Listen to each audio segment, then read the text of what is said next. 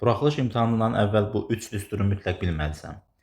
Birinci düsturumuz dostlar müxtəsər vurma düsturudur. Kvadratlar cəmi a kvadrat üstəgəl b kvadrat. Bunun açılışı 2 cürdür.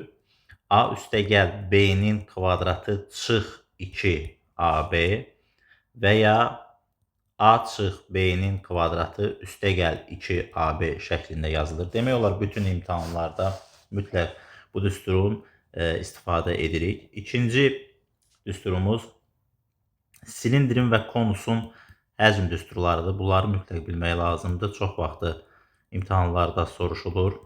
Silindrin həcm düsturu V bərabərdir. S oturacaq vur H. Yəni oturacağının sahəsi, oturacağı bilirsiniz ki, silindrin dairə olduğu üçün oturacağının sahəsi, yəni pi kvadrat vur H.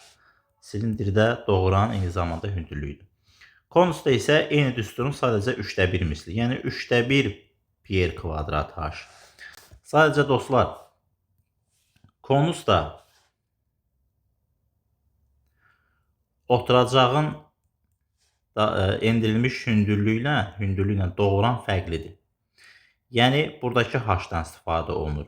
Silindirdə hündürlük eyni zamanda doğurandır, amma konusda hündürlük təpə nöqtədən oturacağın mərkəzinə endirilmiş düz xətt parçasıdır. Üçüncü düsturumuz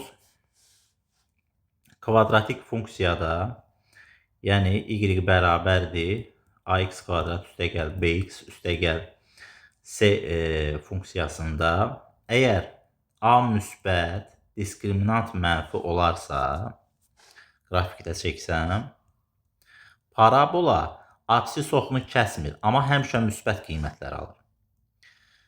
Əgər a mənfi diskriminant mənfi olarsa, yəni hər iki halda diskriminant mənfidir. A mənfi diskriminant mənfi olarsa, bu zaman funksiyanın qrafik olan parabola apsis oxunu kəsmir və aşağıda yerləşir və həmişə mənfi qiymətlər alır. Nümunə olaraq, məsələn, y bərabərdir x kvadrat çıx 6x üstəgəl a funksiyasında bizdən soruşur ki, a-nın hansı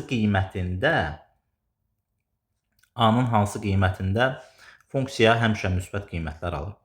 Görürsünüz ki, bunun a-sı 1 vur x kvadratdır, yəni a-sı 0-dan böyükdür. Demək ki, həmişə müsbət qiymət alması üçün bu qaydadan istifadə edəcəm. A-sı müsbət deyilsə də, yəni diskriminantını tapıb 0-dan kiçik eləməliyəm. Diskriminant bilirsiniz ki, b kvadrat, yəni 6-nın kvadratı çıx 4 vur a vur c. C-si a-dır. Bu 0-dan kiçik olmalı. Yəni 36 çıxılsın 4a kiçikdir 0, mənfi 4a kiçikdir mənfi 36 və a böyükdür 9 olacaq. Mənfiyə böləndə işarə dəyişir də bilirsiniz. Mənfi 36 mənfi 4-ə böləndə. Yəni a-nın 9-dan böyük istənilən qiymətində bu funksiyanın qiymətləri həmişə müsbət olacaq. Hər birinizə uğurlar arzu edirəm dostlar.